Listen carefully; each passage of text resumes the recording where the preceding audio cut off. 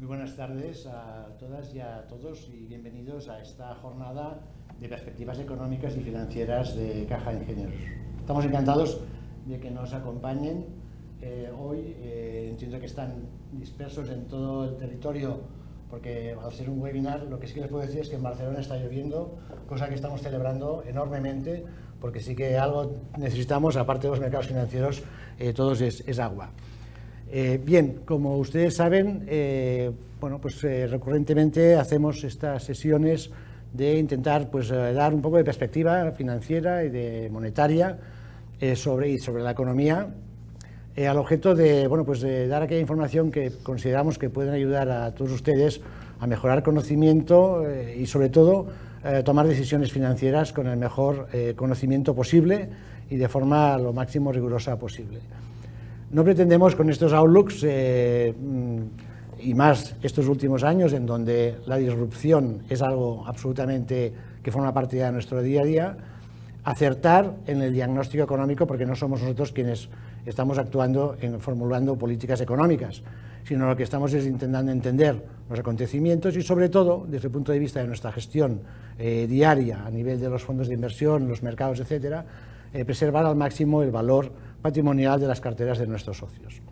Pero creo que es importante en unos tiempos tan relevantes como los que estamos viviendo el poder que ustedes conozcan cuáles son las cosas a las que miramos y cuáles son quizá los elementos que nos han cambiado, nos están haciendo cambiar digamos la realidad o la visión sobre las finanzas y la evolución de los mercados financieros. Nos encontramos en unos tiempos, como decíamos antes, de cambios. Yo creo que venimos, y si me permiten, estamos en una situación que yo diría que tenemos el sentimiento halcón y el sentimiento paloma encontrados y mezclados a veces. Esa tarde yo me estaba mirando cuál es la evolución, el track de los mercados desde inicios de este año.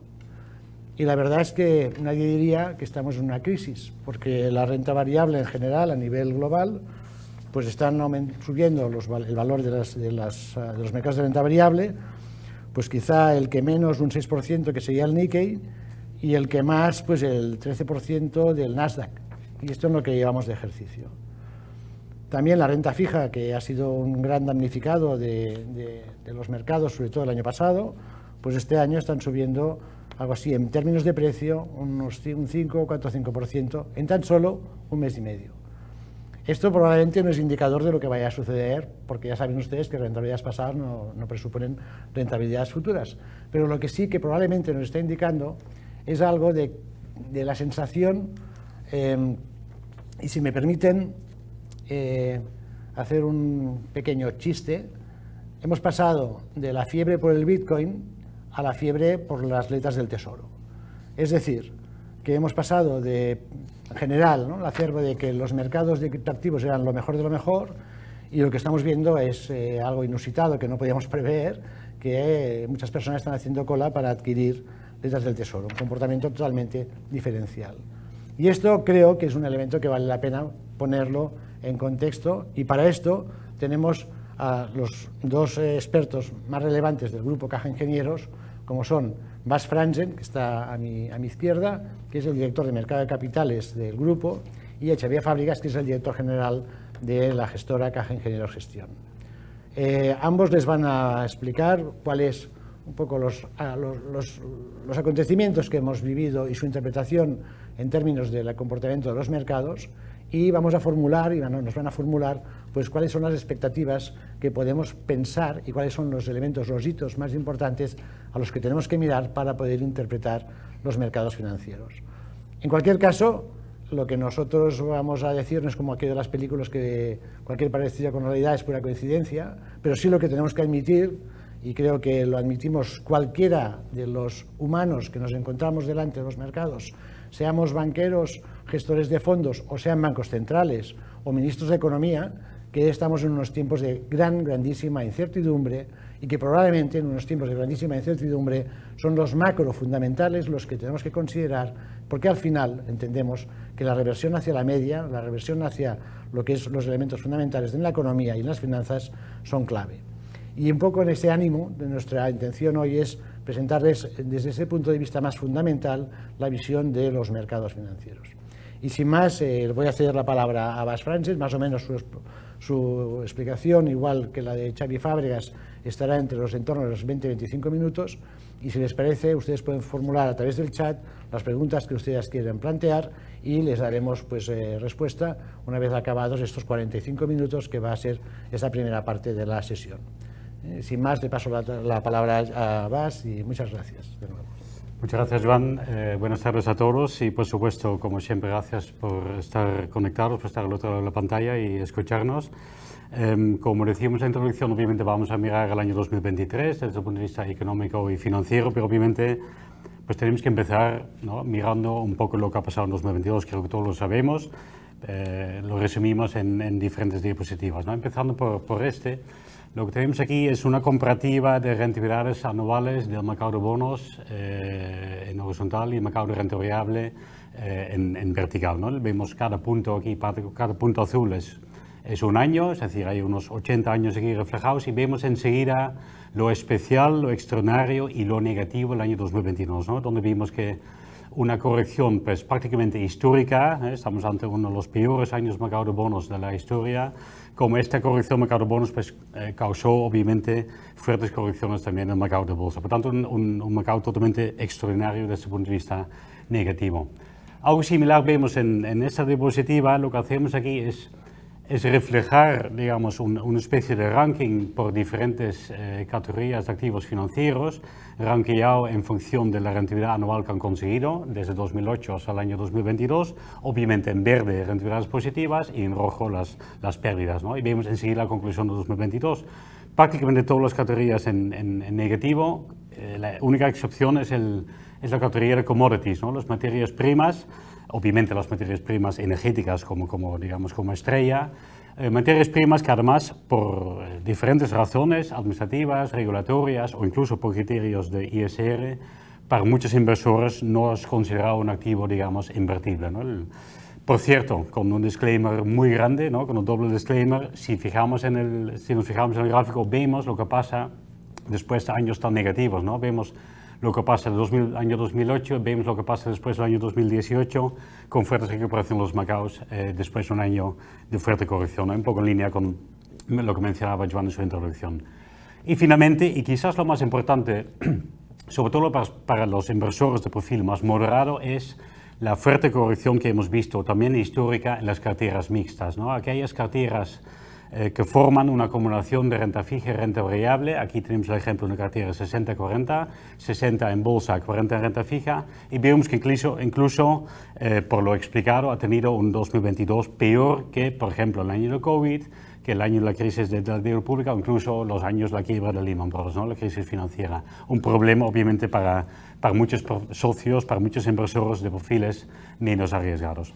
Por tanto, estamos ante un año histórico, desgraciadamente, y debemos preguntarnos por qué razones estamos aquí, ¿no? ¿Qué es lo que ha pasado? Sabemos, a grosso modo, que obviamente todo lo que ha pasado es culpa de Putin, culpa de la inflación y culpa de los bancos centrales, ¿no?, culpa del conflicto en Ucrania, por supuesto. Empezando por inflación. Estamos, como sabemos todos, como sufrimos todos, como leemos en prensa y como notamos en nuestro día a día, a cifras de inflación pues, máximas, ¿no?, máximos históricos de los últimos 40, 50 años. Explicado por una combinación de la pandemia, las vacunas y la inflación, ¿no? La pandemia nos llevó, como sabemos, ¿no?, un cierre parcial de las economías a nivel mundial, tanto por el lado de la oferta como por el lado de la demanda. Y además obligó a las autoridades fiscales y monetarias a impulsar medidas ultra expansivas, ¿no?, medidas muy históricas que todos recordamos. Encontramos las vacunas, en sí obviamente una excelente noticia, pero lo que pasa es que las vacunas las encontramos y las implementamos a un ritmo superior a lo que inicialmente estaba estimado, lo que causó una rápida apertura de las economías por la parte de la demanda, consumo, viajes, turismo, cuando en realidad la oferta no estaba del todo preparada, y esto ya generó los primeros indicios de inflación que podemos ver en el gráfico. Y además nos hizo plantear, ostras, quizás la política ultra expansiva por parte fiscal monetaria no era tan necesario. Después de esto vino la invasión de Putin a Ucrania, generando, como sabemos todos, pues nuevas presiones en los precios energéticos de la alimentación, que nos llevó a las cifras de inflación que vemos en el gráfico, ¿no? 9, 10, 11% de inflación. Desde entonces hemos visto una moderación, pero lo importante y lo preocupante es que la inflación subyacente, es decir, aquella cifra de inflación corregido por los efectos de inflación, los efectos de alimentación y energía, siguen también a niveles muy elevados, ¿no? Niveles de 4, 5, 6%, muy por encima de los objetivos de los bancos centrales y desgraciadamente sin signos de moderación por el momento, ¿no? Es exactamente esto lo que preocupa tanto a los bancos centrales y explica la política que están llevando a cabo. Esto sería la primer culpable de la situación que hemos vivido durante el año 2022. Segundo culpable serían los bancos centrales a través de su error, digamos, su falla de interpretación de los datos a inicios de año y finales del año anterior, ¿no? Final de 21 y principios de 22. Durante mucho tiempo los bancos centrales, y sobre todo el Banco Central Europeo, pensó o declaró la inflación que estamos viendo como algo temporal, ¿no? Un efecto transitorio explicado por los efectos de la pandemia y los efectos de la energía, ¿no? Los precios de energía. Decían, ya bajará la inflación. Lo vemos un poco en este gráfico. Aquí lo que reflejamos son las estimaciones trimestrales del equipo económico del Banco Central Europeo, que analizan y indican cuál es su estimación estimación de inflación en próximos años, para 22, 23 y 24. Vemos que en las revisiones de marzo, junio, septiembre y diciembre, paulatinamente las estimaciones para 22 y 23 obviamente van a la alza, fruto, digamos, del incremento de la inflación que estamos sufriendo, pero lo más importante quizás es la parte de la derecha de ese gráfico que estamos viendo, la estimación del propio BCE sobre dónde va a estar la inflación en el año 2024.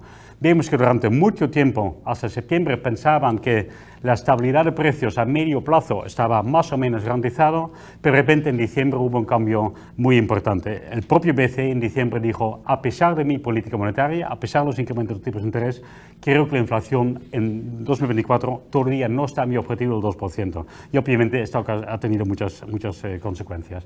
Y finalmente, tercer culpable, pues otra vez los bancos centrales con la necesaria reacción en cuanto a su política monetaria. Cuando se dieron cuenta que la inflación no era temporal, sino que se estaba aumentando, ampliando y generalizando, es decir, trasladándose a otros productos y servicios y sectores de la economía, no solo alimentación y energía, pues empezaron a subir los tipos de interés, todos los hemos visto de una forma histórica, ¿no? Histórica por la parte de la velocidad y el tamaño de la implementación. Lo vemos aquí en este gráfico comparativo, ¿no? La Reserva Federal ha subido los tipos de interés en 450 puntos básicos en menos de un año y el BCE algo similar, ¿no? 3% de incremento en muy pocos meses, algo que no hemos visto en muchísimos años, ¿no? De alguna forma lo que está haciendo el BCE y la Reserva Federal es compensar por el hecho que llegaron tarde y también afrontarse una situación que realmente es muy seria. Inflaciones subyacentes de 5 o 6% obviamente no son permisibles por el Banco Central ni buenos para la economía. De alguna forma, lo que están haciendo los bancos centrales es defender su credibilidad, la credibilidad de la política monetaria, que es el principal activo que tiene en la lucha contra la inflación. La gran pregunta importante es qué pasará con la inflación, ¿no? ¿Podemos ver una moderación de las cifras? Pues la respuesta es claramente sí. Es fácil decirlo en este caso porque ya estamos viendo datos desde hace unos meses que apuntan a esa moderación. Lo vemos en España, lo vemos en Estados Unidos, lo estamos empezando a ver en el conjunto de la eurozona y básicamente esta moderación se explica por diferentes factores estructurales y factores temporales. Por el lado estructural, quizás lo más importante y lo más claro es la propia política monetaria, ¿no? La política monetaria, el incremento de los tipos de interés que estamos viendo, que hemos explicado, se está trasladando un incremento, un tensionamiento de las condiciones financieras que poco a poco está haciendo efecto en la economía, con un retraso. Obviamente la política monetaria funciona con un retraso amplio, ¿no? De 6, 12, 18 meses, pero se está viendo ya que poco a poco, según datos del BCE, la demanda para crédito empresarial, hipotecas, etcétera, poco a poco se está reduciendo y esto obviamente quita un poco de presión a la inflación.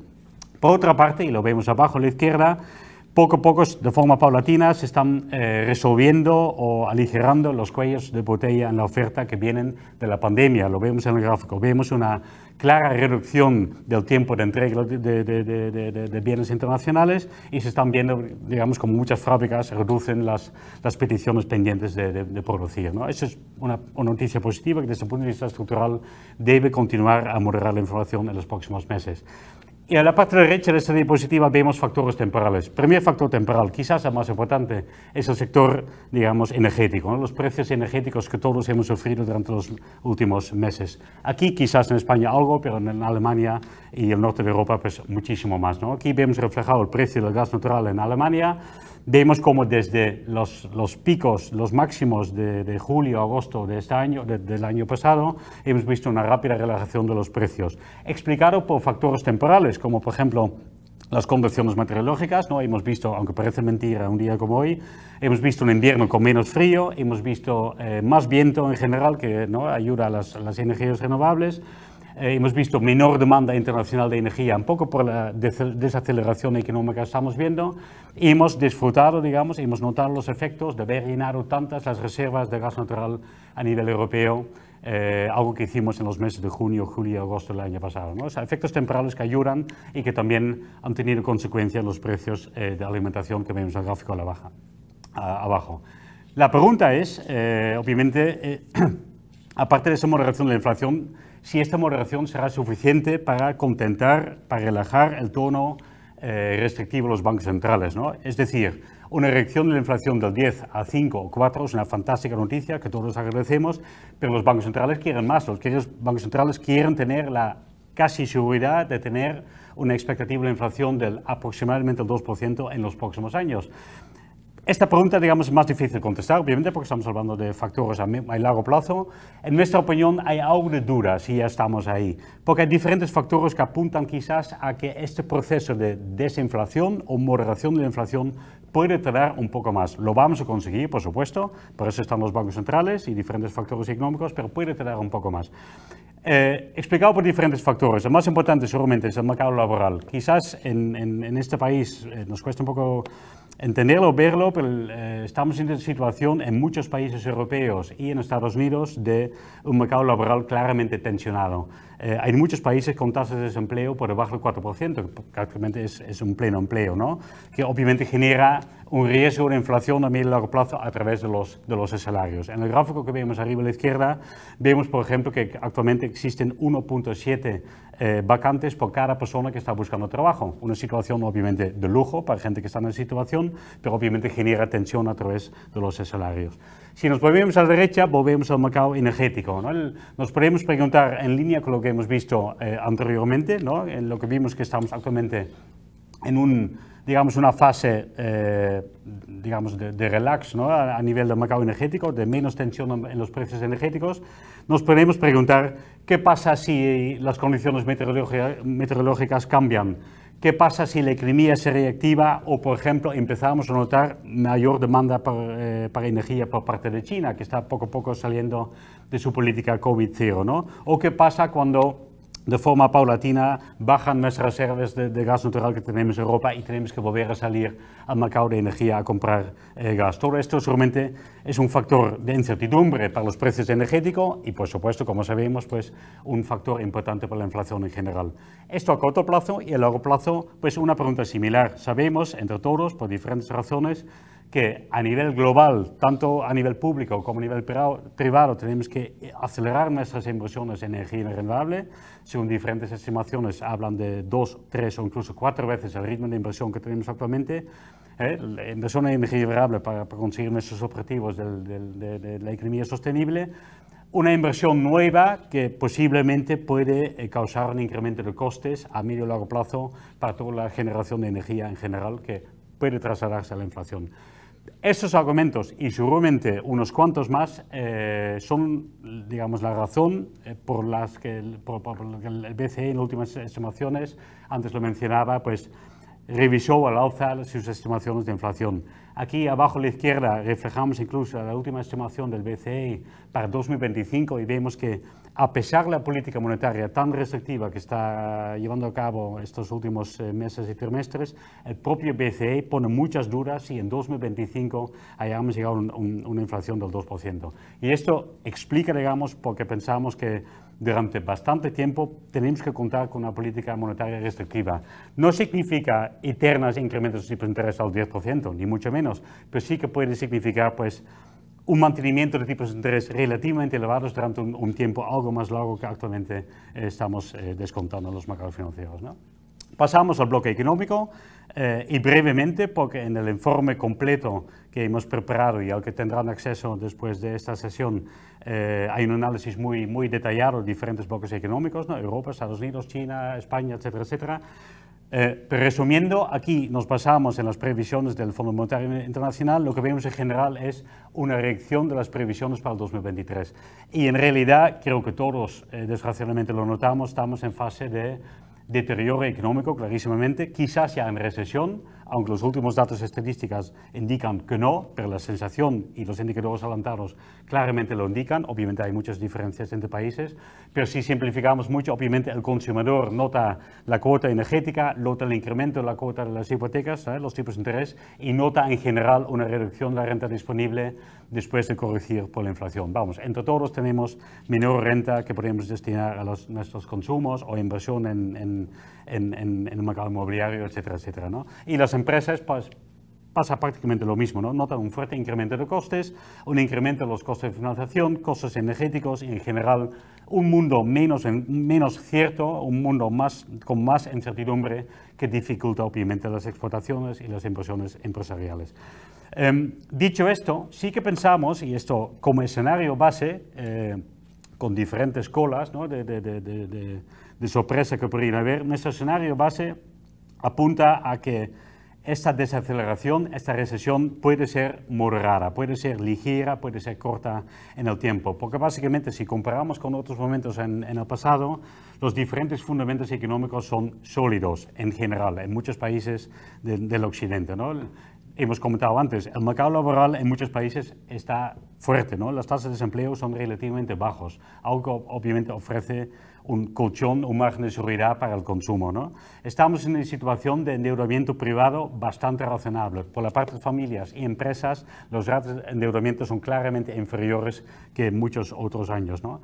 Contamos con un sector bancario europeo, americano, quizás global, sano, muy sano desde el punto de vista de capital y de liquidez, un factor obviamente positivo, y finalmente contamos con apoyo fiscal, lo estamos viendo por medidas extraordinarias en el mercado energético, hipotecas, etcétera, etcétera, y por ejemplo en Europa contamos todavía con la implementación de los planes del EU Next Generation, ¿no? Acordados a raíz de la pandemia. Y finalmente quizás contaremos, sobre todo los países más exportadores, con este repunte de la economía china gracias a la apertura de su economía post-COVID, ¿no? Por tanto, relativo optimismo por la parte económica.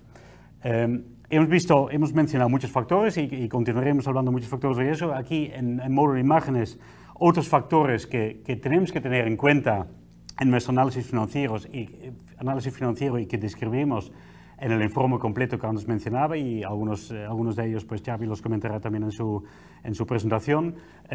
Por mencionar algunos, ¿no? Obviamente factores como cambio climático, riesgos de ciberataques, nuevas variantes de COVID, recientemente en China lo vimos, la situación del mercado inmobiliario, no tanto en este país, pero sí que, por ejemplo, en China o unos otros factores del mundo que tienen el mercado inmobiliario, digamos, tensionado, y por supuesto, la geopolítica, ¿no? Con gran pregunta esta relación Estados Unidos, China, con Irán, Taiwán y muchos otros países, digamos, colgando de esta relación con incidentes que pueden ser muy tontos, como el globo que describió, ¿no? El globo de espionaje en Estados Unidos, que pueden generar momentos de tensión que pueden trasladarse a los mercados financieros. En el informe completo, pues más detalles sobre esos factores.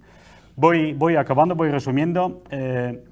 En resumen, lo que hemos visto, estamos con la inflación, estamos viendo una moderación de la inflación que puede ser muy rápida en los próximos meses, pero lo que sí que está claro es que existe aún muchísima incertidumbre sobre el ritmo y el alcance de esta moderación de la inflación. Y desde luego los bancos centrales han dejado claro, lo volvieron a hacer la semana pasada en la última reunión de la FED y el Banco Central Europeo, su clarísimo compromiso en el control de la inflación. El presidente Powell de la Reserva Federal lo dijo hace unos cuantos meses, there will be pain. Y cuando dice there will be pain se refiere a nuestro compromiso está con la inflación. Es posible que haya algo de daño económico, léanse un incremento del desempleo. Si ese es el precio que entre todos, el Banco Central, economía y toda la sociedad debemos pagar para volver a una fase de estabilidad del precio, pues es lo que tiene que ser, ¿no? Puede haber algún impacto económico como hemos explicado. Lo positivo es que los fundamentos económicos parecen sólidos y por esta parte, digamos, podemos ser razonablemente optimistas. Eso sí, la incertidumbre continuará y eso es algo que no podemos controlar, ni como gestores, ni como mercados financieros, ni nadie, ¿no? La incertidumbre geopolítica es máxima, ¿no? Parece que estamos yendo, al menos existe el riesgo de ir a un mundo de dos polos, ¿no? Estados Unidos y sus amigos y Rusia, China y sus amigos, simplificando mucho, con perdón. Y obviamente la incertidumbre también sobre la situación energética, la inflación, los bancos centrales es enorme, ¿no? Y es muy difícil de saber qué es lo que puede pasar. Lo que hay que hacer es gestionar esta incertidumbre. ¿Qué es lo que vamos a ver esta parte final antes de que pase la palabra a Xavi, ¿no? La pregunta de qué consecuencia puede tener esta situación, este entorno económico y esta incertidumbre para los mercados financieros. Podemos simplificar mucho, que es lo que hacemos en esta página, es compararnos simplemente con otro episodio de fuerte inflación, ¿no? Y esto pasó en los años 70-80, ¿no? Entre 72 y 84 aquí vemos un gráfico para Estados Unidos, vimos un episodio similar. Vemos en la línea naranja como en los años 73, 74, 75 vimos un increíble incremento de la inflación. ¿Qué pasó? Pues obviamente las bolsas cayeron con fuerza, tal como vimos en el año 2022, bolsas y bonos. Después se inició una moderación bastante continua durante varios años. Los mercados financieros reaccionaron con fuerte optimismo, con fuertes recuperaciones en su valor. Pero ¿qué pasó? La Reserva Federal se relajó, empezó a bajar los tipos de interés y se produjo una segunda ola de inflación hasta cuotas incluso del superior al 12-13%, ¿no? Como decía, es un ejercicio muy simple, muy simplista, incluso si demasiado sencillo. Es decir, no estamos diciendo que el ritmo de moderación será tan rápido, ni que los mercados financieros se van a recuperar con tanta fuerza, ni que se produzca una segunda ola de inflación. Lo que sí que sabemos es que los bancos centrales también conocen ese dibujo. Los bancos centrales saben que en los años 70 y 80 se equivocaron, ¿no? Que bajaron los tipos de interés demasiado rápido, causando una enorme ola de inflación años después. Los bancos centrales lo saben y obviamente no van a equivocarse. Ya se equivocaron al inicio del año pasado, vemos ahora cómo están corrigiendo sus errores de estimación y por tanto una razón más para pensar que los bancos centrales van a tener mucha prudencia, mucha cautela, van a dudar mucho en dar el paso a una política monetaria menos restrictiva, ¿no? Van a mantener, digamos, control sobre la inflación, ¿no?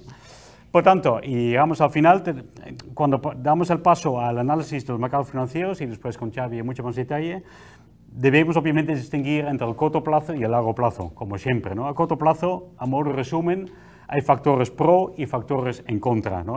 Factores a favor, antes rápidamente lo he mencionado, hemos recuperado un escenario de los tipos de interés positivos, ¿no? Joan lo mencionaba a raíz de la anécdota de la demanda para las letras y es un buen ejemplo.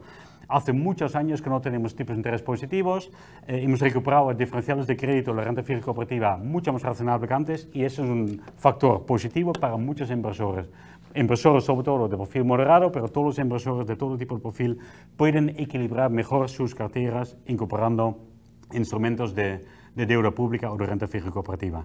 Otro factor a favor es que los mercados ya saben que los tipos de interés van a subir, los mercados ya descuentan de que la economía no está del todo fino, que hay riesgo de recesión y que todo eso se traslada a resultados empresariales quizás menos buenos que otros años. Todo esto ya está incorporado en los precios. Y finalmente vemos también que hay quizás elevado excesivo, o al menos hace unas semanas, pesimismo entre el entorno inversor, ¿no? un pesimismo que también posiblemente se traslada, por ejemplo, en las aperturas tan fuertes del año como estamos viendo en este año 2023, ¿no? En contra vemos, pues resumiendo, toda la incertidumbre que he mencionado, ¿no? Incertidumbre sobre la geopolítica, concretamente qué pasa en Ucrania, incertidumbre sobre hasta dónde llegará la moderación de la inflación y, por tanto, qué va a hacer el Banco Central y, sobre todo, cuáles son las consecuencias económicas en los mercados financieros. Por tanto, a corto plazo continúa la incertidumbre de la volatilidad, no lo podemos controlar, está ahí, es un mundo muy incierto, Joan lo decía en su introducción. Lo que sí que podemos hacer a nivel gestión, a nivel de creación de nuestras carteras, es reconocer la incertidumbre e intentar aplicar esta cautela diversificación, ¿no? Diversificación de la cartera, incorporando factores más estables en nuestra cartera, como por ejemplo las letras o deuda pública o fondos de inversión de renta fija, es decir, buscar un punto, digamos, de cautela en nuestras inversiones. O enfocarnos en un horizonte temporal más adecuado para nuestra creación de patrimonio, ¿no? Nuestros ahorros, nuestra jubilación, que es enfocarnos en el medio y largo plazo. Existen diferentes estudios por parte de inversores internacionales sobre el potencial de rentabilidad a largo plazo los diferentes activos financieros, ¿no? Cada año se actualizan. Estamos actualmente en una fase de potencial de rentabilidad a largo plazo, potencial y largo plazo, importante, no es promesa, sino el potencial. Pero estamos a este potencial que es el máximo en los últimos 10, 15 o incluso 20 años. Claro está, nos ha costado una corrección como el año 2022, nos ha costado a todos muchos nervios, mucho susto, noches sin dormir, una corrección como vimos en la primera diapositiva, pero es verdad que gracias al incremento de los tipos de interés y gracias al incremento de los diferenciales de crédito y sobre todo las correcciones que hemos visto en bolsa, estamos a valoraciones, pues digamos, atractivas o con mayor potencial si nos enfocamos en un horizonte temporal adecuado, 3, 5, 7 o 10 años. Esto, si nos enfocamos en esta oportunidad, digamos, esta perspectiva a largo plazo, la oportunidad claramente es superior. Por tanto, resumiendo, y paso la palabra a Xavi, a corto plazo, incertidumbre mucha, no la podemos controlar, la tenemos que gestionar, pero si miramos, digamos, con prudencia, miramos a largo plazo, la cosa es bien distinta. Por mi parte nada más, Xavi, te paso la palabra. Muchas gracias, Bas.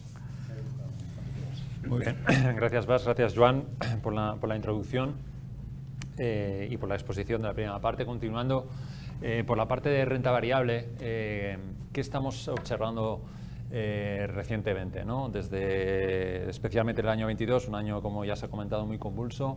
El mercado se puso muy negativo, de hecho podemos ver en el primer gráfico de la izquierda cómo de alguna forma los índices de renta variable, en particular el MSCI World, como un índice agregado de todas las bolsas, cae mucho más de lo que son los beneficios, y esa es una apuesta del mercado que estamos viendo claramente este año que no se está cumpliendo, ¿no? Hemos visto una recuperación, como antes comentaba Joan, de lo que son los principales parquets bursátiles en el mundo, y básicamente porque no se están cumpliendo las expectativas más adversas en cuanto a una recesión, en cuanto a un parón de la actividad, y sobre todo nos está sorprendiendo muchísimo a todos los economistas y analistas y por supuesto también a los gestores la fortaleza de algunos datos como es el que ya hemos comentado a nivel del mercado laboral. Por ejemplo, la semana pasada en Estados Unidos salieron datos de ocupación y salieron tremendamente fuertes. Es decir, no se puede explicar este dato en un contexto de recesión. Por lo tanto, ya veremos qué pasa con la economía global.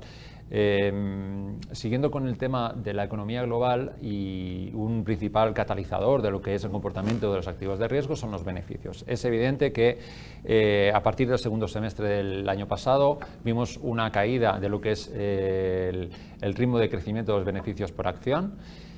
Sin embargo, constatar que para este ejercicio, el año 2023, todavía los analistas seguimos viendo un crecimiento mucho más leve, pero crecimiento al fin y al cabo de lo que son los beneficios. Por lo tanto, tenemos un punto de anclaje importante, y es que los beneficios corporativos esperamos que sigan creciendo a un ritmo mucho más débil del que habíamos visto, pero creciendo al fin y al cabo para este año 2023.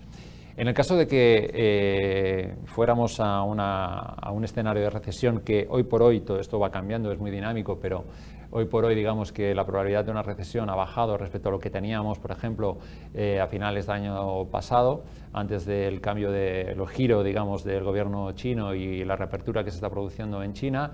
Históricamente, las caídas de beneficios en ciclos adversos, en recesiones, están en torno al 13%. Por lo tanto, una caída incluso del 13% podría ser absorbible por los mercados, es decir, eso no se traslada con una caída del mercado del 13%.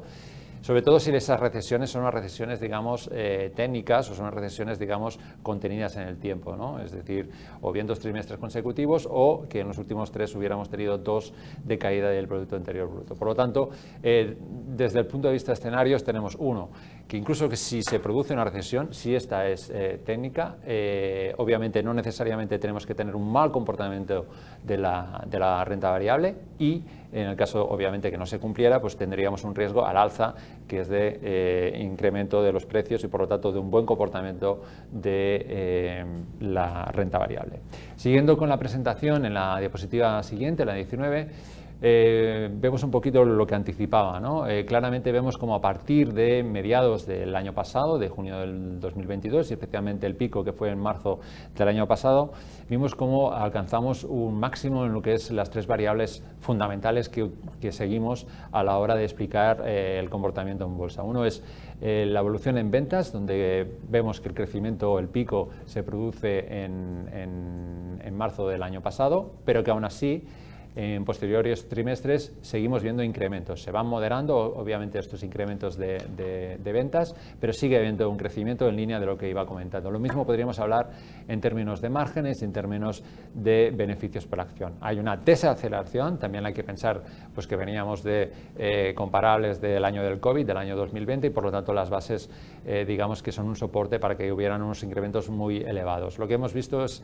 básicamente, el segundo semestre del año pasado, pues una reversión a la media y unos crecimientos más en línea con lo que ha sido el histórico.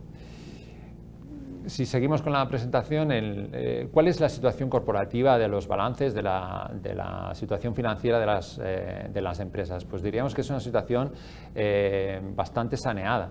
Es decir, el año de la pandemia, el año 2020, las empresas aprovecharon pues, para, de alguna forma, con un nuevo contexto de tipos negativos, de tipos reales negativos, de reducir dedo. Y eso nos situó en una situación en que tanto lo que es las compañías en el tramo de grado de inversión como las de alto rendimiento, pues desapalancaron niveles de deuda y, por lo tanto, si lo comparamos, por ejemplo, con el año 2008, estamos en una situación mucho más óptima desde el punto de vista, digamos, de salud financiera. Esto también da un anclaje, un soporte a lo que es la renta variable.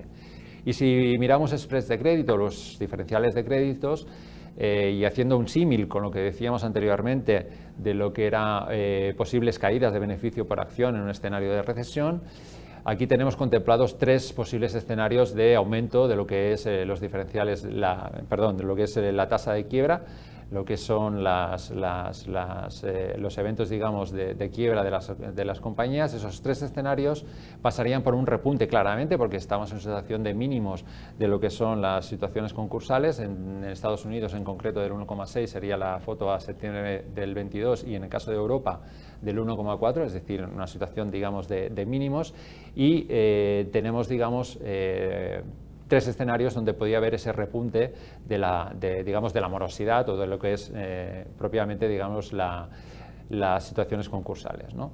Esto es un poquito como los escenarios que podemos anticipar a nivel de recesión. Más bien estamos en un escenario de leve incremento, estaríamos entre el 1,75 y 3,75 en Estados Unidos, y en el caso de Europa entre el 1,5 y el 3,25. Ambos escenarios son los más plausibles y además son, igual que comentaba anteriormente con el tema de recesión técnica, estaríamos en una situación de absorción por parte de los mercados de renta variable, puesto que no nos implicaría ni mucho menos un descalabro en lo que es la marcha de beneficios de las compañías.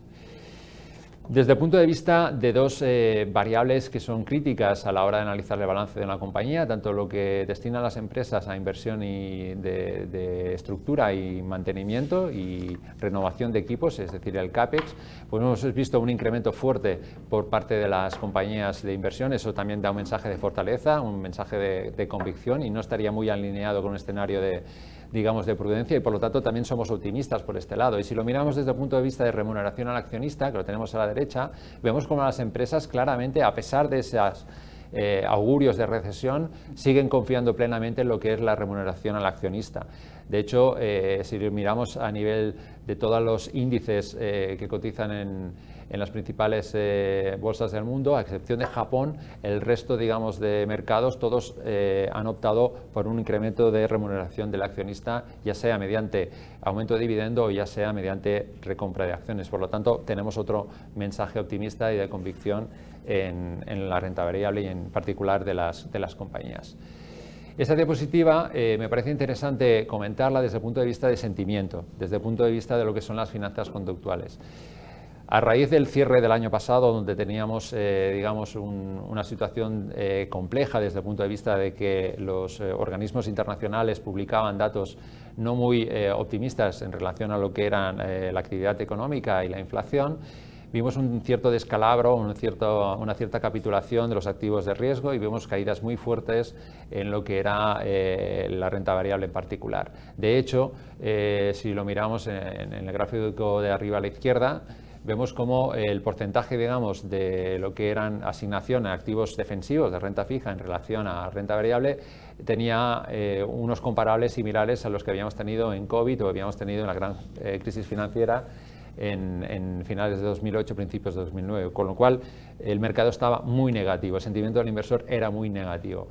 Y de hecho esto se corrobora con el gráfico de la derecha con todo el tema de flujos. Vimos cómo a medida que aumenta la aversión al riesgo y aumenta el sentimiento este negativo en relación a lo que es activos de riesgo, vemos cómo se producen unos flujos de salida, en este caso de renta variable, muy importantes. Con lo cual tenemos el escenario perfecto para que de alguna forma el inversor se pierda una recuperación, como ha sido la que hemos tenido este mes de enero, y en que se daban las circunstancias, digamos, históricas en que este patrón se repite y el patrón pasa básicamente por un sentimiento muy negativo y los flujos que van detrás del mercado y que de alguna forma te llevan a que gran parte de los inversores se pierdan una recuperación digamos, de sus carteras porque han de alguna forma pues, cambiado la composición de su cartera o han trasvasado desde activos de riesgo a activos más defensivos. Por lo tanto, es importante también, y en línea con lo que comentaba antes Bas, tener claro lo que es el horizonte temporal y sobre todo también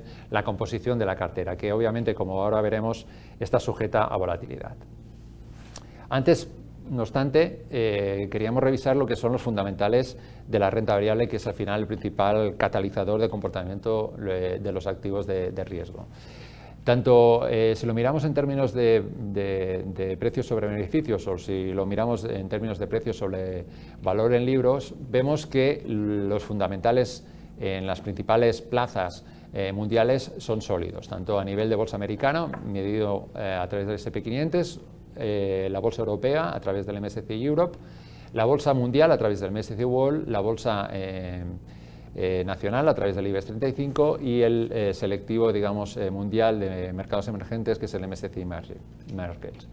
Pues si lo miramos desde ambas perspectivas, vemos como los fundamentales son sólidos y especialmente Europa, España y mercados emergentes, vemos una triple coincidencia y es que el valor actual, digamos, de los fundamentales es menor al promedio de los últimos 20 años, como digo, tanto en Europa como en España como en mercados emergentes. Y eso sucede tanto a nivel de precios sobre beneficios como a nivel de precio sobre valor en libros. Por lo tanto, desde un punto de vista fundamental, tenemos, digamos, un valor claro. Esta comparativa está hecha respecto al promedio de los últimos 20 años, es decir, es una buena comparativa, es sólida también desde el punto de vista de retrospectiva. Es importante tener en cuenta, digamos, estas oportunidades que tenemos desde el punto de vista fundamental, porque al final no deja de darnos una pista de si estamos comprando caro o barato. En este caso, pues estaríamos comprando barato. La evolución, digamos, de los distintos sectores en términos de valoraciones. Esta situación o estos múltiplos responden a la fotografía que teníamos a finales del año pasado y creo que es muy significativo de lo que aconteció el año pasado. Básicamente los sectores que tenían un componente de valoración más alta, como podría ser el consumo discrecional, el consumo de bienes de primera necesidad, tecnología y luego también sector industrial, son los sectores que el año pasado lo hicieron peor por un tema de valoraciones. Es decir, la inflación conlleva un cambio de paradigma en lo que es la política monetaria, hay un endurecimiento de las condiciones financieras y todos los sectores más sujetos a efecto de duración, es decir, que tenían más sensibilidad a lo que es las condiciones financieras, son los que sufren más. Y por el otro extremo tenemos aquellos sectores con unas valoraciones más ajustadas, especialmente energía, materials y telecom, que son los sectores que mejor lo hicieron el año pasado, precisamente por un tema de valoraciones. Con lo cual, el tema de enfoque sectorial es importante también de cara al año 23 desde el punto de vista de selección de nombres, de selección de sectores y de lo que es alocación por carteras, porque al final no deja de ser también un tema en que el mercado ahora está muy pendiente y de alguna forma también será uno de los titulares para el presente año. La misma lectura podemos hacer a nivel de lo que es el ratio de precios sobre valor en libros, que hay una coincidencia bastante elevada. Retomando el tema de la cartera 60-40, que yo creo que es un buen punto, digamos, para comentar, 60% de exposición en renta variable, 40% de exposición en renta fija. Este es el perfil típico de un inversor, digamos, que tiene una expectativa de rentabilidad en torno al 8%, asumiendo un determinado nivel de riesgo.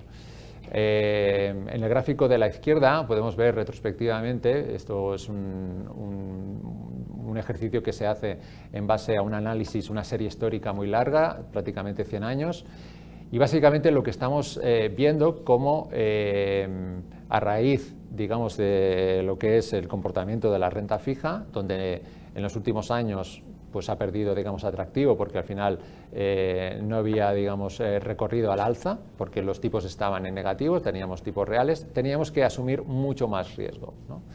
Y por lo tanto, para obtener una rentabilidad 60-40 en torno al 8%, deberíamos asumir caídas casi del 23%. Y ese es el cambio de paradigma que tienen que afrontar los inversores. Es decir, conseguir un nivel de rentabilidad esperada similar al que, por ejemplo, hubieran podido tener hace 20 o 30 años, solo en renta fija, es decir, con un enfoque mucho más conservador. Para obtener esa misma rentabilidad ahora tienen que alocar o destinar prácticamente el 60% de su portfolio a activos de riesgo.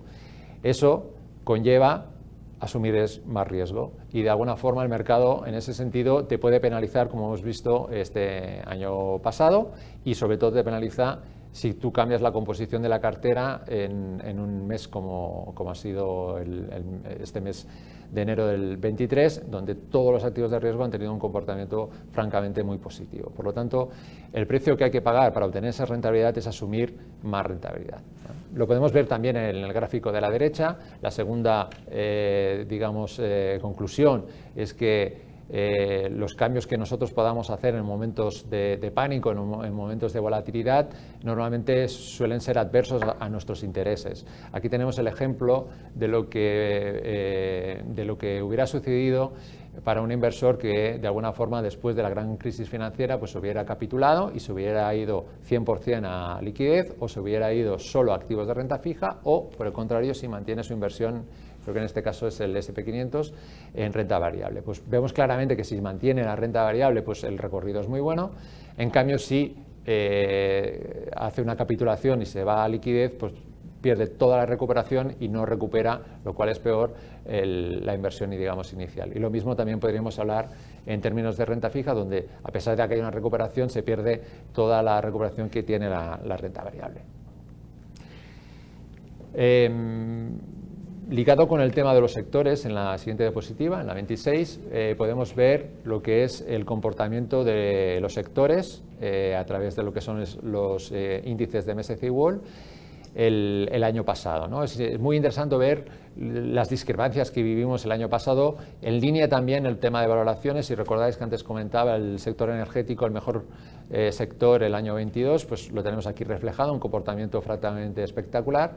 En cambio vemos cómo lo que es el índice agregado de renta variable pues tuvo un comportamiento mucho más débil, de hecho muy negativo, y viene condicionado porque sectores como el de consumo discrecional, tecnología, consumo básico tienen un peso muy elevado en el sector, mientras que el sector energético tiene un peso mucho más reducido y por lo tanto la gran mayoría, digamos, de carteras tienen un mal comportamiento. Eso se puede ver también en la tablita de la derecha, esos comportamientos no únicamente de energía, también algunos sectores como el de defensa o el de tabaco, donde tuvieron por características propias de lo que son este tipo de compañías muy defensivas un buen comportamiento.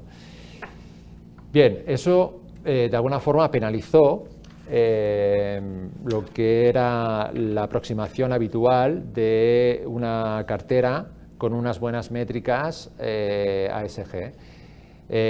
Introduzco ahora todo el tema de inversión responsable para hacer un breve paréntesis que creo que es interesante, todo el tema de inversión socialmente responsable. Mayoritariamente los gestores de activos, aparte digamos de tener un enfoque de integración de estos factores, suelen también excluir, ¿no? Y de hecho pues uno de los sectores que está más excluido es tanto el energético como el de defensa como el de tabaco. Claro, si te pierdes los sectores más defensivos que mejor contribuyeron a capear al 2022, pues te encuentras con unos resultados francamente decepcionantes. ¿Eso implica que tenemos que claudicar y que tenemos que de alguna forma abandonar este enfoque? Ni mucho menos, y aquí la diapositiva. En términos de lo que es fundamentales y métricas financieras puramente, si nosotros seleccionamos aquellas compañías que tienen, digamos, mayor calificación en términos de desempeño ASG o aquellas compañías que son más relevantes en términos ambientales o sociales, pues suelen tener, tanto en términos de margen bruto operativo, unos porcentajes mayores a lo que es el resto de mercado, y lo mismo lo podríamos decir en términos de lo que es ratios de rentabilidad, tanto en términos de rentabilidad sobre recursos propios como sobre capital. Y es que además este tipo de compañías suelen tener un porcentaje de deuda menor, si lo miramos en términos de deuda total sobre activos, que el resto de compañías. Por lo tanto, desde un punto de vista académico, sigue teniendo todo el sentido del mundo incorporar este enfoque y de alguna forma pues, mantener esta digamos, forma de invertir en los distintos instrumentos de inversión. Ahora sí, ya pasamos a lo que es propiamente las estimaciones que tenemos para los distintos índices, los distintos selectivos para este año. En base un poco a todo lo que hemos comentado anteriormente, diríamos que en Estados Unidos, y cogiendo de referencia el S&P 500, nos hemos movido de escenarios. Ahora más bien estaríamos en un escenario de consenso, un consenso, digamos, de incremento leve de beneficios por acción del 1,5, y estaríamos hablando de un S&P 500 a final de año cotizando 18 veces beneficios. Esto estaría dándonos un nivel para el selectivo en torno a las 4.070 puntos, que es aproximadamente a lo que está el S&P 500 en estos momentos, porque el mes de enero, digamos, ha tenido un comportamiento francamente positivo y ha subido cerca de un 8%. Por lo tanto, todo ese recorrido que teníamos ya previsto a finales del año pasado, digamos que ya lo ha alcanzado. ¿Eso significa que no exista más recorrido? Bueno, eso no lo sabemos. Lo que sí que estamos diciendo es que desde un punto de vista fundamental, con todo lo que se ha comentado anteriormente, que es la menor crecimiento de los beneficios por acción, una situación de más incertidumbre por la parte, digamos, de la inflación, nos llevaría a una situación en que estaríamos hablando de un nivel objetivo final de año similar al que tenemos en estos momentos. La cosa cambia si nos vamos a mercado europeo. Aquí sí que tenemos algo más de recorrido. De hecho, si seguiríamos en lo que es la parte, digamos, de un crecimiento que es el que está anticipando los analistas de beneficios por acción en torno al 0%, es decir, somos conservadores y digamos que los analistas son conservadores en este aspecto. y estaríamos hablando de un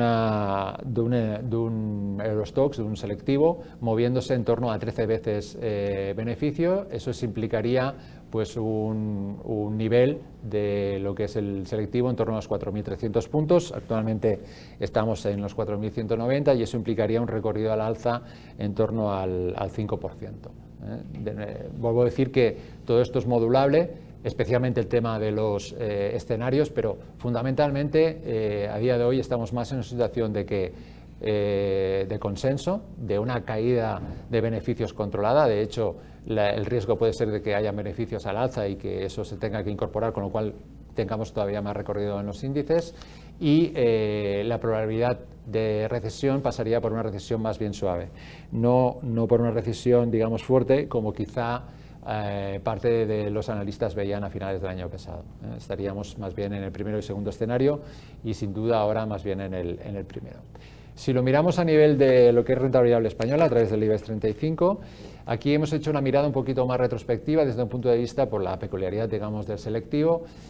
¿Cuál ha sido el múltiplo que ha tenido el índice si lo miramos en periodos de 5 años, ¿no? Actualmente el múltiplo del IBEX, si lo miramos de forma agregada en los 5 últimos años, no llega a 16 veces, 15,61 veces, y lo que sí que estamos viendo en este caso es que podríamos tener un incremento de lo que es esta línea azul e irnos a la zona de 17 y 18 veces beneficios por la peculiaridad, digamos, o la singularidad del selectivo. Eso nos daría un recorrido en torno al 9%, los 10.060 puntos de aquí final de año.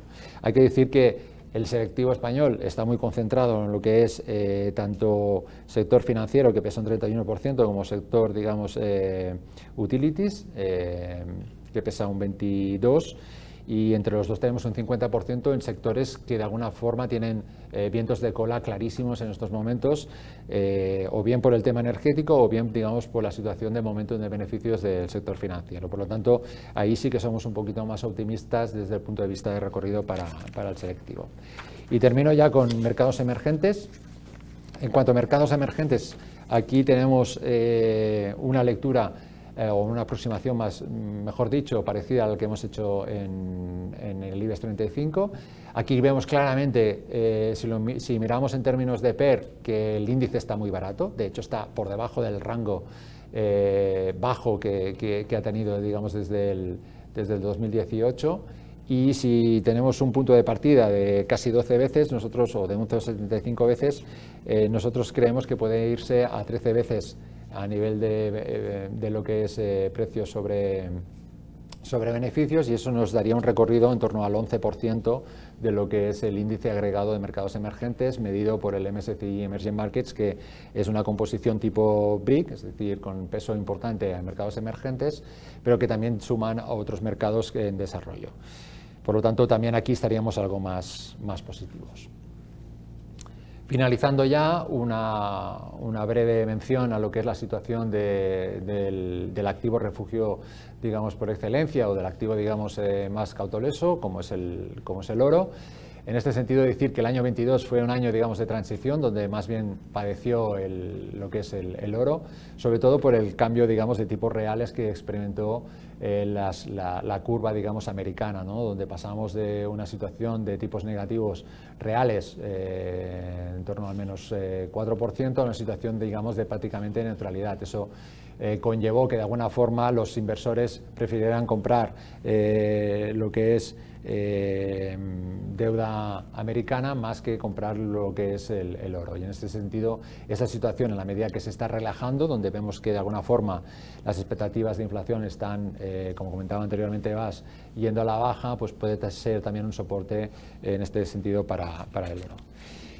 Y finalmente, si miramos lo que es el asset allocation para los distintos activos de riesgo, inclusive también, digamos, la deuda pública, este sería el posicionamiento que tenemos a nivel de caja para el primer trimestre de este año, donde básicamente Apuntamos a neutralidad, hemos visto el tema del SP500 con escaso recorrido y aunque no hemos puesto, digamos, el TIL positivo, porque esto estaba muy condicionado también, digamos, por el hecho de que estas perspectivas se trabajaron a finales del año pasado, también tenemos en neutralidad Europa, España emergentes, pero claramente aquí previsiblemente vamos a revisar, incrementar lo que es el apetito de riesgo por estas regiones, porque ya hemos visto que los fundamentales acompañan.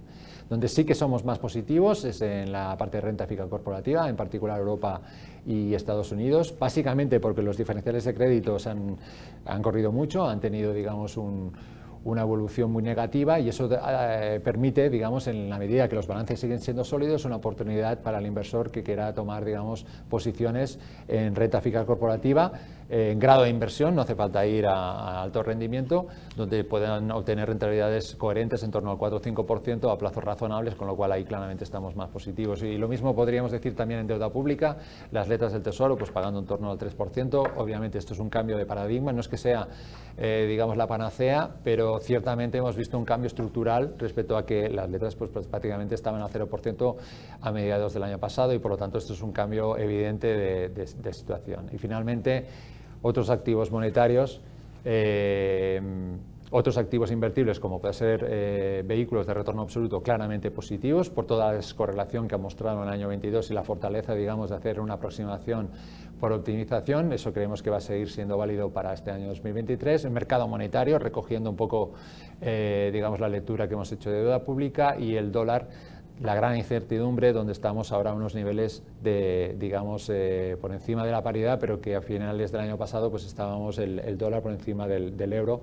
Ahí ciertamente es difícil vislumbrar cuál es la evolución, digamos, del billete verde, más bien estamos neutrales y estamos en una situación donde creemos que la explicación del comportamiento de los activos de riesgo vendrá por el precio y no por la divisa.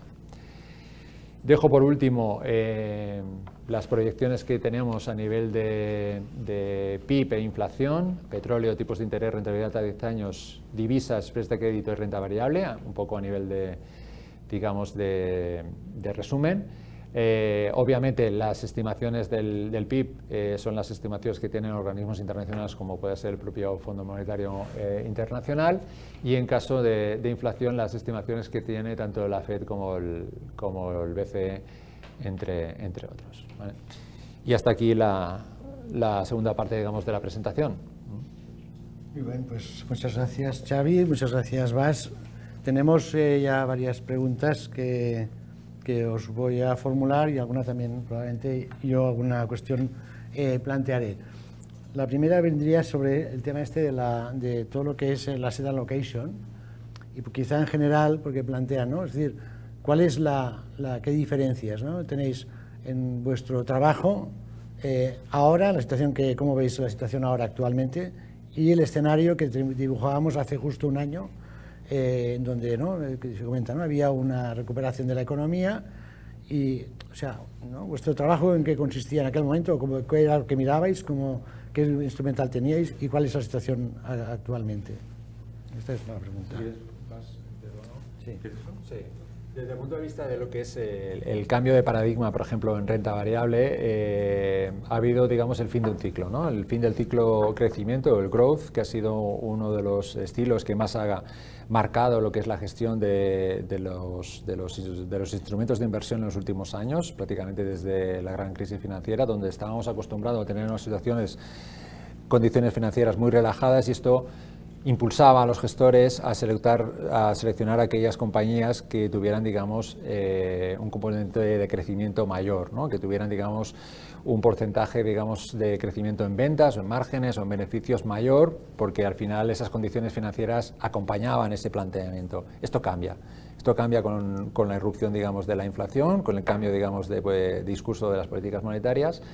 Y de alguna forma hemos visto un trasvase claramente a lo que es de la parte más intangible a la parte más tangible, y eso pasa por rotar las carteras a sectores, digamos, más defensivos o sectores que tienen unas valoraciones más ajustadas a un entorno donde las condiciones financieras se han endurecido, ¿no? Y entonces ese es el principal factor, digamos, de cambio que hemos experimentado en el último año.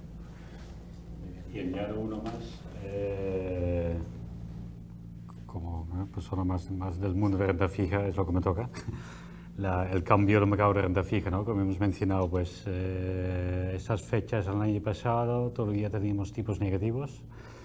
Teníamos los bancos centrales hablando de un inicio de normalización de la política monetaria, tipos de interés a largo plazo del bono alemán, bono español, no recuerdo bien, negativo, pero es luego cerca de cero, algo que hemos mencionado, tanto Xavi como yo, a nivel de gestión de carteras, a nivel de cada inversor en sus propias decisiones, sus propias carteras, pues disfrutamos de un tipo de interés positivo, una renta fija cooperativa con tipo de interés positivo, que ofrece garantía, ¿no? Garantía de rentabilidad por esa parte y estabilidad en las carteras, algo que hemos recuperado esos años. Por tanto, ahí en línea con lo que comentaba Xavi, hay más herramientas que el año pasado, desde luego. Sí, sí, la situación ha cambiado.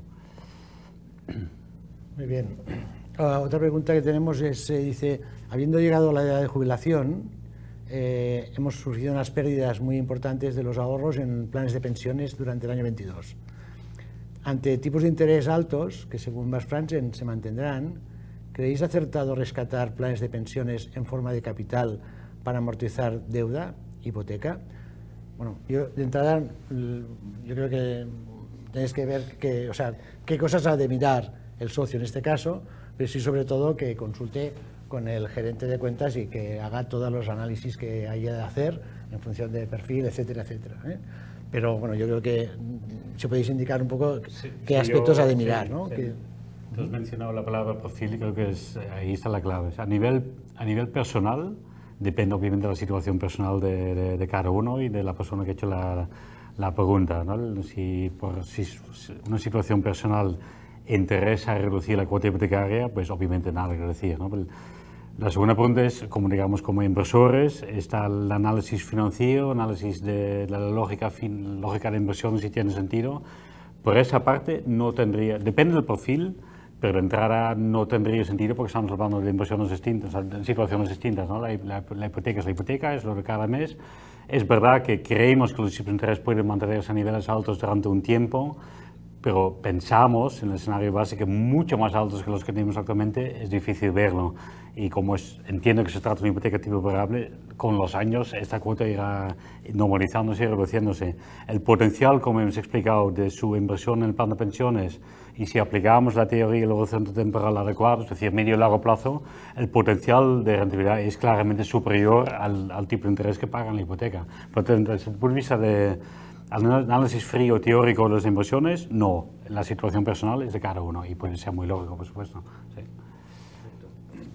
Bien, luego hay otra pregunta que dice, han explicado una situación con tipos del BCE al alza, 3%, intereses de letras del Tesoro y deuda pública alrededor del 2,6, 2,8, también al alza, similar a los intereses de hipotecas.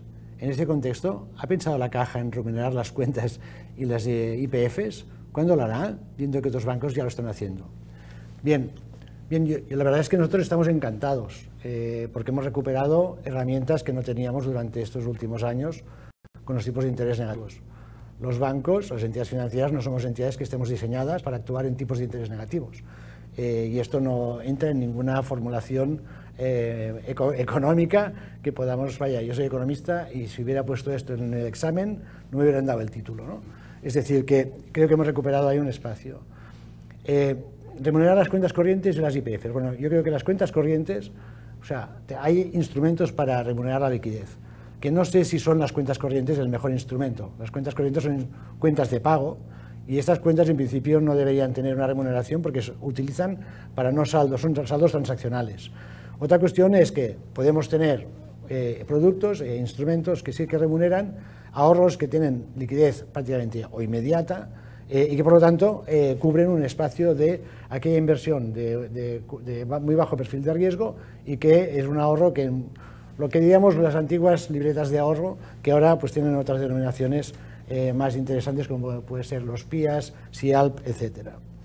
Y las IPFs, pues evidentemente las IPFs, bueno, ya tienen, afortunadamente hemos recuperado un producto que habíamos dejado con una remuneración del 0,01%.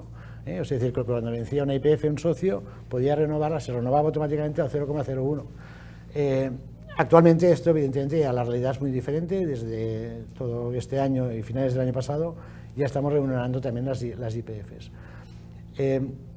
Sí que le tengo que decir que a mí sorprende un poco, digamos, a veces esa prisa que quizá a veces los inversores tenemos, y que siempre yo me formularía la siguiente cuestión, y eso lo digo desde el punto de vista no como profesional, sino como inversor.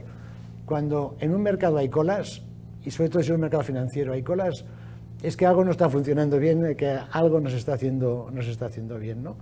Creo que los YPFs irán ganando espacio de mercado, pero también tenemos que tener en cuenta de que quizá no es hoy el mejor momento para invertir, por ejemplo, en una inversión a 3 años, porque igual un tipo de interés del 2% o del 2,5% nos puede parecer maravilloso, pero no sabemos si la inflación la van a poder atajar, si toda esta situación que estamos viendo actualmente es una situación que sea de una gran plausibilidad. Estamos hablando de un mundo de incertidumbre, con lo cual las decisiones en estos momentos han de ser meditadas, tranquilas y sobre todo sistematizadas. Es decir, que si ¿no? alguien quiere invertir en letras del Tesoro, yo le recomendaría que no lo hicieran todo de una tacada, cada mes una parte, y esto es lo mismo que una inversión en un fondo de inversión, etcétera.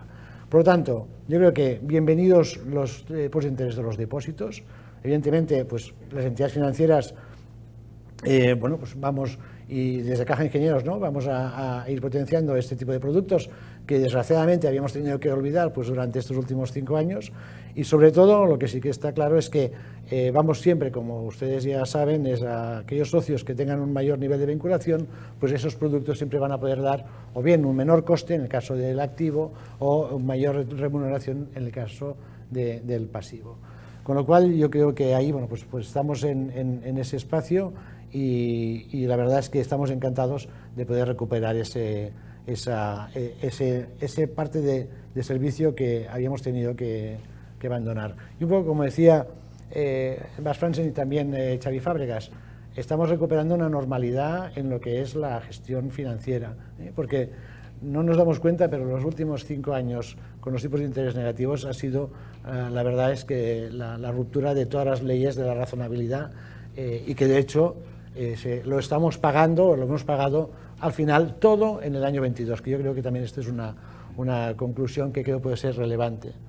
Porque hay una cuestión que me gustaría, y esta no es una pregunta, sino que lo quería hacer yo, es la sensación esta de la gran incertidumbre que tenemos, pero al final estamos viendo que desde el mes de octubre del año pasado los mercados están actuando de una forma muy consistente. Entonces, o sea, tenemos por un lado una sensación, pero la realidad que estamos observando es la que es, ¿no? Entonces, eso como lo...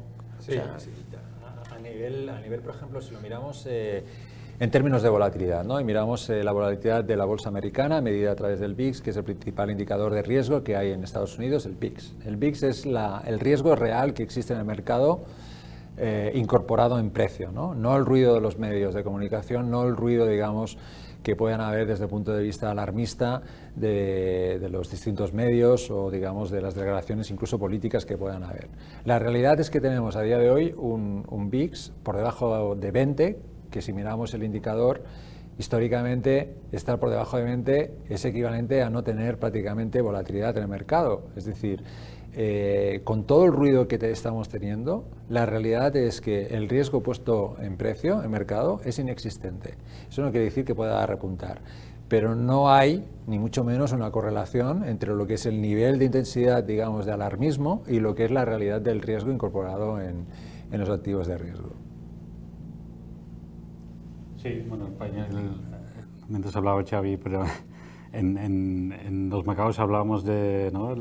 Cuando tenemos nuestros debates, el riesgo conocido, el riesgo no conocido, ¿no? El known risk y el known risk. Lo que a los mercados peor les sienta es el riesgo no conocido, ¿no? O sea, el año pasado la pregunta si Putin iba a invadir o no y qué consecuencias tenía. Hemos visto que ha invadido, una enorme noticia, ¿no? Es el lado negativo.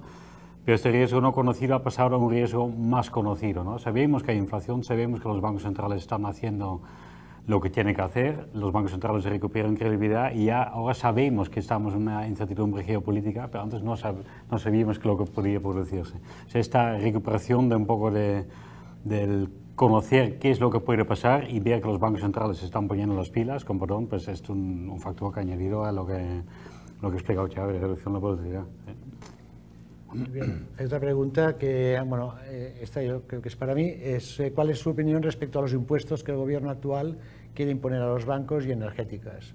Bueno, de hecho los impuestos ya están impuestos, ¿no? A ver, nosotros pensamos que la imposición sobrevenida no otorga estabilidad a los negocios, a la evolución de la actividad y genera pues distorsiones, ¿no? En lo que es la actividad normal y usual en este caso de las entidades financieras.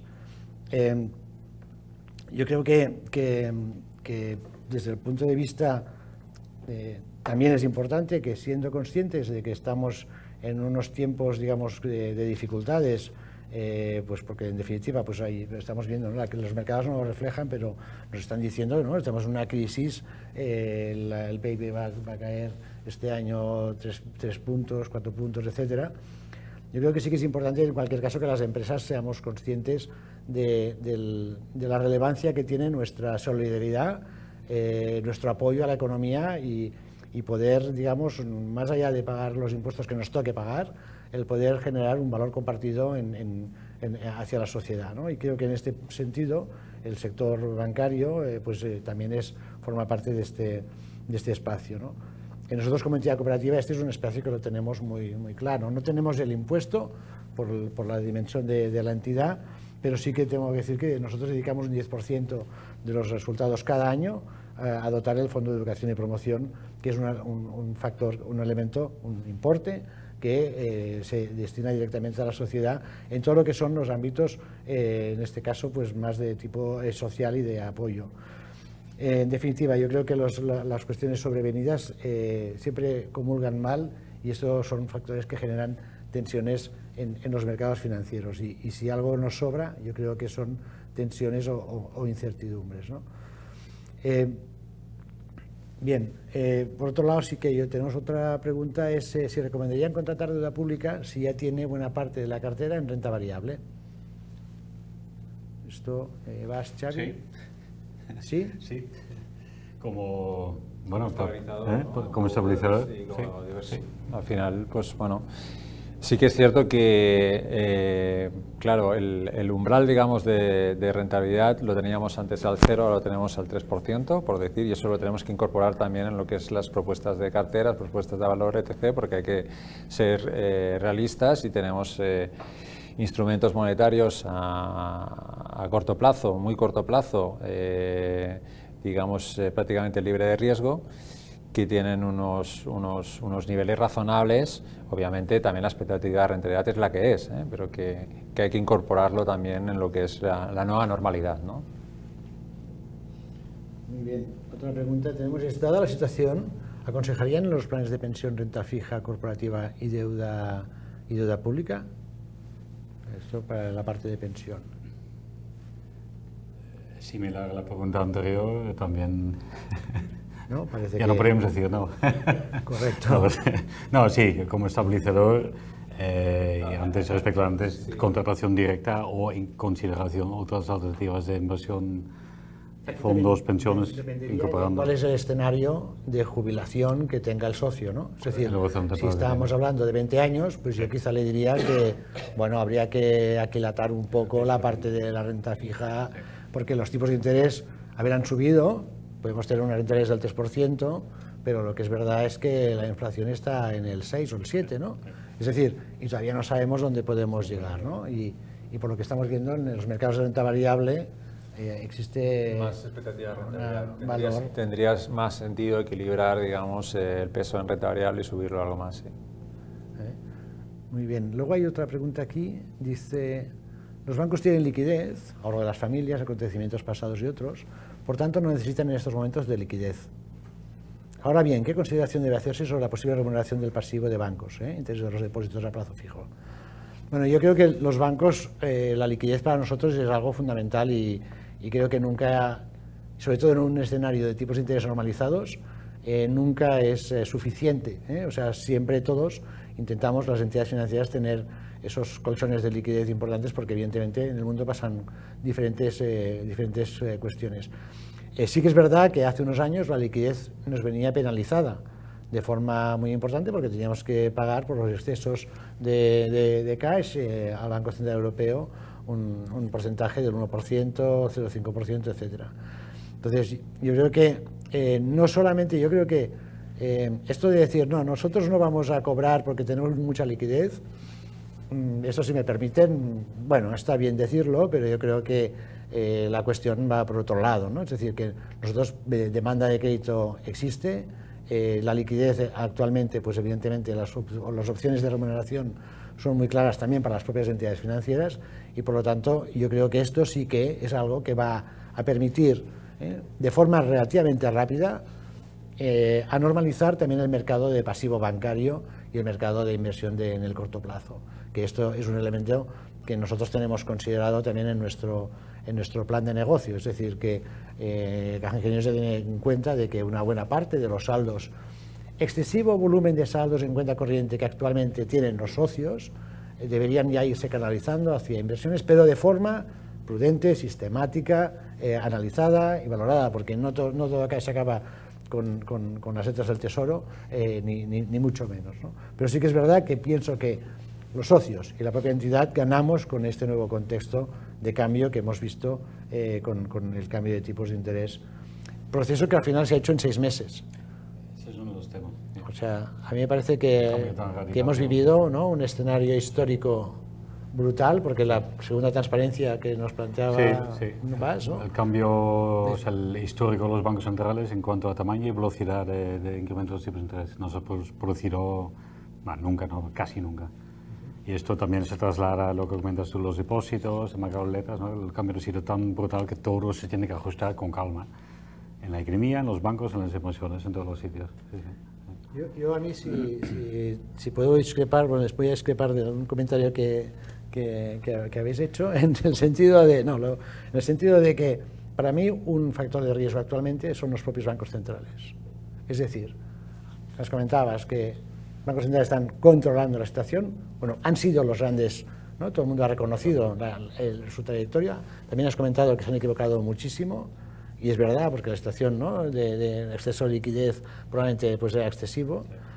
Y claro, por ejemplo, vimos el miércoles pasado que el señor Powell habló de desinflación 11 veces en su discurso y llevó el mercado a una convicción de que estaba todo resuelto. La señora Lagarde, que no ha hablado de desinflación en ningún momento, tumbó esas expectativas. Entonces, ¿son los bancos centrales ahora, su comunicación, un problema para los mercados? Sí,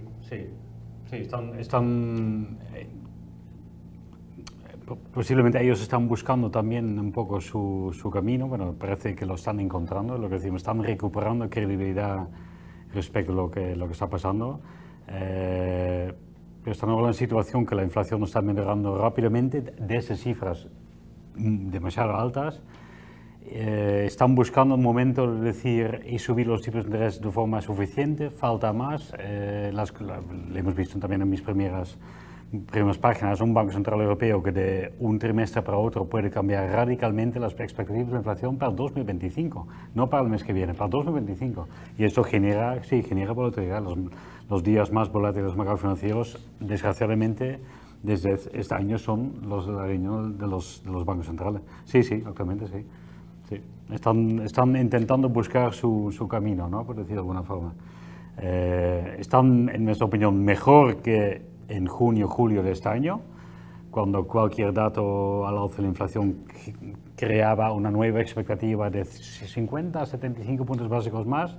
Esto ha terminado, se ha relajado un poco por esta parte, se ha controlado un poco por esta parte, pero todavía están buscando su camino, digamos. Sí.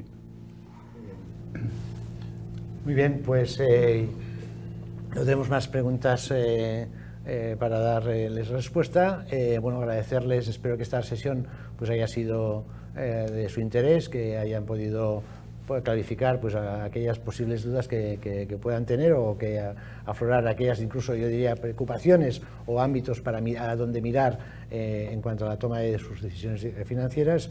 Y nada, quedamos emplazados para cualquier otra sesión que podamos hacer. Esperemos que la próxima sesión, que probablemente sería pues hacia mediados de año, hacia el mes de junio, pues podamos tener las buenas noticias que tenemos de que los mercados están razonablemente bien ordenados y que la economía va recuperándose paso a paso, que las previsiones económicas en este caso se equivocan, pero por mejor. Es decir, que hasta ahora hemos tenido unos meses cada dato era peor que el anterior en cuanto a expectativas, y que esto pues se revierta y que todos ganemos algo más de confianza, porque creo que fundamentalmente podamos tener, ¿no?, yo creo algo más de confianza de la que en general estamos viendo, visto lo que nos han comentado tanto Xavi Fábregas como Bas Fransen, a los que les agradezco pues el rigor y su presentación. Un placer. Y nada más, muchas gracias y hasta otra oportunidad. Muchas gracias.